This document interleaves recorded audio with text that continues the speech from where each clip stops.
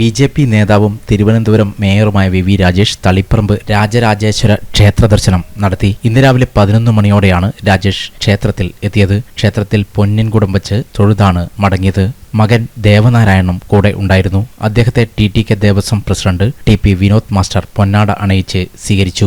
ഇന്ന് രാവിലെ കണ്ണൂരിലെത്തിയ വി രാജേഷിനെ സംസ്ഥാന സെക്രട്ടറി കെ രഞ്ജിത്ത്, ജില്ലാ പ്രസിഡന്റ് വിനോദ് മാസ്റ്റർ, ജില്ലാ ജനറൽ സെക്രട്ടറിമാരായ M B. Gangadharan, T C. Manoj, O K. Santhosh Kumar, A. Suresh Kumar, corporation കൗൺസിലർമാരായ അഡ്വക്കേറ്റ് അർച്ചന വണ്ടിച്ചാൽ, ദീപ്തി വിനോദ്, പി. മകേഷ് കുമാർ, മജേഷ് എന്നിവർ ചേർന്ന് റെയിൽവേ സ്റ്റേഷനിൽ സ്വീകരണം നൽകി.